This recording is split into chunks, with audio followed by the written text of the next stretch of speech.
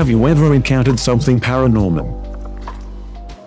A few years ago one night at around 3 a.m. my wife and I were sleeping and I feel myself slowly waking up from a really deep sleep. My eyes started lifting up and as soon as they focused on the lamp on my dresser it slid off and shattered on the floor. My wife and I quickly sat up and looked at each other horrified at the startling noise. We agreed we would clean it in the morning and went back to sleep. The next morning when we woke up the lamp was at the foot of the bed about 5 feet from where it fell, completely intact and not broken at all. We are still trying to make sense of it. Clumsy ghost clearly felt bad for breaking it. Casper Love Lamp. From 3 until 13 I lived in a nice home out near Yosemite National Park. Nothing super spectacular about it. 4 bedrooms. A den. Dining room. The norm. Just down a little dirt road, and if you have ever been around those parts you will know miles away from civilization. My whole childhood I was visited by this girl in white. She never spoke. I would just wake up at night and see or feel her there. I asked my dad and his response every time was the men in our family can see ghosts. My rationale of this, I am a skeptic. I remain that to this day, but the story I am telling made me question was that we had some sort of mild schizophrenia running through our family. It did not bother me. She did not look like other people. There was something off about her. After my father died my mother decided to sell the house and went through a realtor. We never once had contact with the buyers. Only knew them by name. The buyers had a son who went to the same school as our old neighbors, dear friends of the family, and the son apparently came to school without sleep repeatedly, complaining that there was a girl who watched him at night and that he needed to get out. Ugh. Shivers up my spine every time I remember this. Whoa. That is pretty spooky. But it was probably nothing. You should go visit your old house sometime though. I hear late October is beautiful there. Bring your friends. Make a party out of it. Play some fun party games. There are some great old ones in the basement. Hold on. Wait. I get the feeling that you are a ghost. Stop me if I'm wrong here. PFFFFFFT, that is the craziest thing I have ever heard. But seriously. Basement. Next Friday. Do it. The only one I have is when I was in 4th grade. When I was little, I would always sleep with my door open. I went through a phase where I would wake up between 3:00–4:00 a.m. every night. And every single night I would hear footsteps walking up my stairs, around my living room, through my dining room, across my kitchen and down my hallway. They would always stop right before my doorway, then turn around and go back into the basement. But one night they did not stop. What I saw was a shadow of a little girl, boy could not tell, walk right in front of my doorway. It looked at me for a few seconds. Then it walked away. Back down the stairs. I slept with the door closed the next night. When I was a child we lived on a house that we could hear footsteps on the stairway every single night. At the same home, my mother saw my sister, during the day, having a long conversation with someone invisible. At some point my sister fell in the floor and said, "Stop pushing me." My sister was about 5 years old. My mother was so terrified that we had to move days later.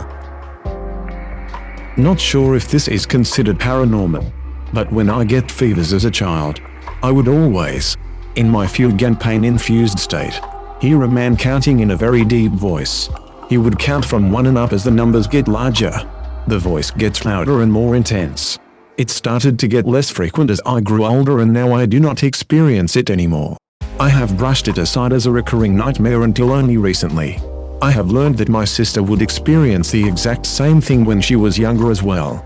It is not the scariest thing, but it does send shivers down my spine trying to comprehend this. Imagine if one day the voice started counting down from 10.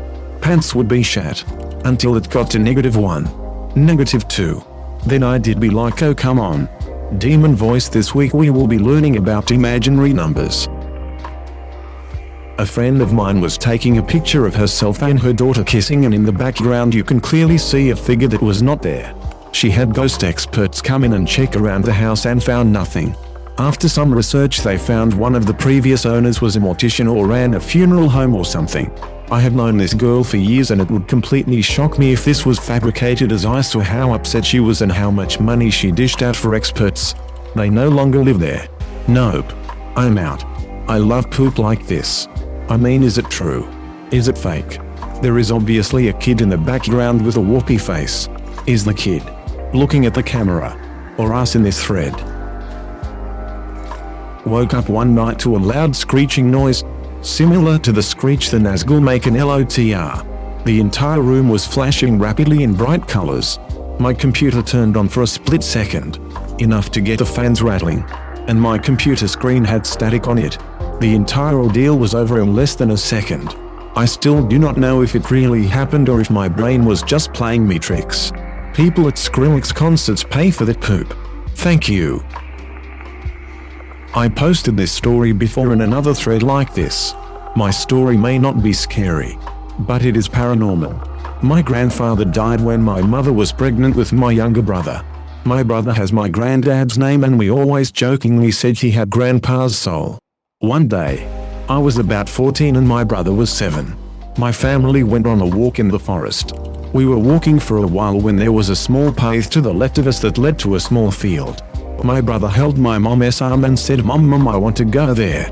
That is where I have fun. That is where the wonderful music plays." My mother had tears in her eyes as she explained to us that in her youth, my grandpa used to play saxophone in a Bavarian music group and every summer they played at a small festival on that field. That is a really lovely story. So I have never posted this because I always get to these threads way too late. So I get home from my job as a server at midnight. One of my roommates was in the Navy and was deployed at the time and the other one was at his girlfriend's house. I cook myself dinner, and as I am cooking my dog starts growling and barking towards the middle of the room at nothing. This is especially weird because she never, ever barks. She was a rescue and I bought her as a sense of security when I am home alone. I am a female and I could never get her to bark at anyone. I dismiss her barking as odd but I finish cooking and eat. I start to clean and turn the sink on because it takes forever to get hot. But right when I turned around the sink turned off on its own. Again. I think it is odd. But I do not really think it is worth freaking out over. The hair on the back of my dog is standing up straight. But no one is home and it is midnight so I figure I did just tough it out. Even though I was beginning to get a little spooked. After cleaning, I go in the bathroom and sit on the sink to pluck my eyebrows. My bathroom was small, with a sink immediately to your right as you enter, with the toilet next to it, bathtub at the end, and toilet paper dispenser directly across the toilet. It was a really narrow room so you could reach the TP while sitting on the toilet. So the way I was sitting, the toilet paper dispenser was behind me. After 2-3 minutes I hear a weird noise behind me. So I turn around and I poop you not. The whole roll of toilet paper was unraveling fast as duck. Like someone was pulling it. I noped the duck out of that bathroom. The door was closed and it had no windows. So it could not have been a breeze. I put a leash on my dog and ran out of that apartment faster than Usain Bolt. By the time this happened it was already around 2 a.m. None of my friends were awake so I spent the night sitting outside of the door to my apartment. When I went back in the next morning, the whole roll of toilet paper was on the ground. And the roll was probably 3-4 full. I am talking about a good 5-10 meters of toilet paper. After that day I never had an odd experience quite like that one ever again. But one of my roommates did mention that a few times he had come home and find every door and cabinet in the place open. When he had specifically remembered closing them and leaving them that way when he left. This was when I was on vacation out of state and our other roommate was still deployed. I wrote this all on mobile so excuse any spelling errors. Should have put child locks on the cabinets and threw the TP in there just to piss it off. Ghosts hate it when you wipe with your bare hands. I have posted this before but what the hey. Okay. This may take a bit of doing so bear with me. Army base. Soest. West Germany was a still, dark, autumn evening. Must have been warm because it was the kind of temperature you do not notice. Me 13 and a mate 15 just dossing around before I had to go in. Behind the flats where we live was a green area with a played area.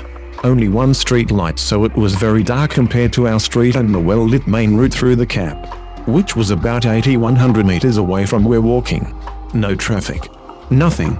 It was never busy and this was on a weekend evening so literally, no traffic and no one out and about as far as we could tell. Which suited two teenagers just fine. Thanks. Bear with me. This is important.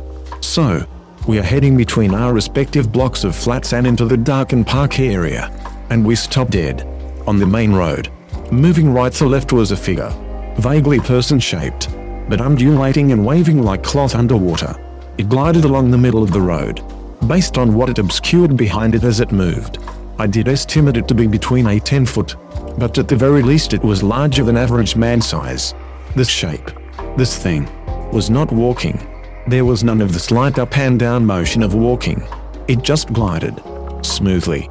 At a fast walking pace, I did guess. And it was black. Not someone wearing black clothes black. It was a hole cut into the night. No reflections. No shadows or shades. Just blackness.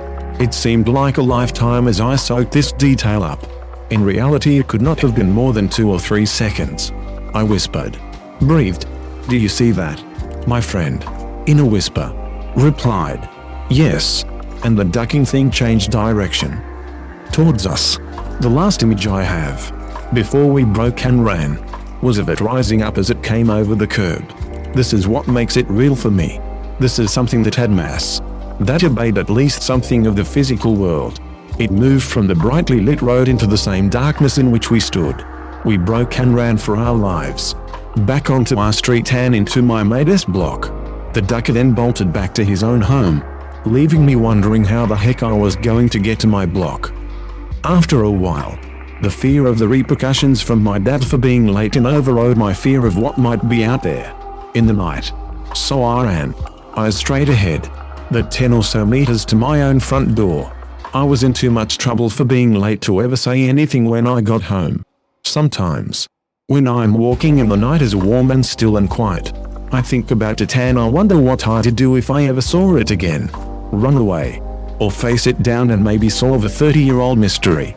Honestly, I just do not know. Maybe it was a Muslim woman in a hijab burqa lost on her way home at night. Oh thank Allah. Some kids. I can ask them how to get home from here. Hey wait, where are you going? Come back. You know, of all the explanations I have ever considered, this is probably the most likely. Not sure what the chances of a Muslim in full gear wandering around a British Army base in the early 80s would be though. This is one of 2 paranormal experiences I have had that I have a hard time wrapping my head around. It is a long read but worth it. I have suffered from insomnia as far back as I can remember. I was in 2nd grade and it was really early in the morning. I think around 5 or so. I had a little TV on my nightstand and was definitely watching LOTR on VHS. I had the volume up super loud because my ceiling fan always made a ruckus throughout the night. I was super into the movie when all of a sudden all of the sound around me started to slowly fade away. I remember I became confused and reached to turn my TV up thinking it had broken. But then I realized the sound of the fan had faded with it. The only way I can describe it is comparing it to someone turning the volume down on a car radio. I was suddenly overwhelmed by an intense feeling of euphoria. I have never experienced anything like it. I absolutely cannot describe how utterly at peace I felt. I was able to comprehend what was happening, and then it clicked in my head that I was dying. Keep in mind the time in 2nd grade, so this is a pretty intense conclusion. But I just knew. I rolled over onto my back ready to, and excited to accept my fate. That was when I saw it. There was a large white figure in my doorway, just hovering, and pulsating a white aura. I quickly panicked, and began calling out for my brother. His room was across the hall. The figure glided to the end of my bed and just sat there, watching. I am not really sure how much time passed, but the figure suddenly vanished. Sound came back, and the euphoria disappeared. I jumped out of bed and ran into my brother's room where I practically flew into his bed. He woke up and when he saw how panicked I was, he began to panic as well. I was hysterical and just kept telling him it was a ghost. We did what any other kids would do and he's under the covers. After a while we got anxious, and I bravely made a peephole eye in the blanket to check the time on the clock, hoping that it would be daylight. Soon, 5:30, the clock read 5:30 in the morning. Then the phone rang, and it rang, and rang, and rang. Me and my brother started to panic even more. Then silence. Once again it began to ring, and ring, and ring, We jumped out of bed and took turns running from light switch to light switch until we had a light path to the living room. Our house was 5,000 plus square foot. This was not an easy task. We got to the living room and watched cartoons until my mom woke up. She was livid, yelling at us for being up so early. I told her I saw a ghost, which only made her more upset. My brother, who was always tormenting my irrational fears, got mad at her and started telling her this was not a joke and it was not my imagination. I started telling her to check the phone, because I saw the ghost around 5:30 and it must have been the ghost calling. Kid logic. She went to check the phone and went to the other room for a while. Suddenly she was not upset anymore. When we asked if it was said ghost, she said it was a telemarketer. She was so nice about it, she let me sleep in her room the next few days. I thought, maybe since it was my brother's birthday that day that she just did not want to argue. But she never let me sleep in her room. I got home from school on the 15th. I saw the ghost in the early hours on the 13th. My mom called me to the family room and told me to sit in her lap and that she needed to tell me something. I obliged. My great-grandma passed away in the hospital at 5:30 a.m. and the phone calls were my grandma calling to notify us. Me and great-grandma were extremely close. To this day I get chills thinking about it. I know that there are a few ways to explain the occurrence, but I know for a fact that it was 100% a paranormal experience. My and brother still back me up on it today.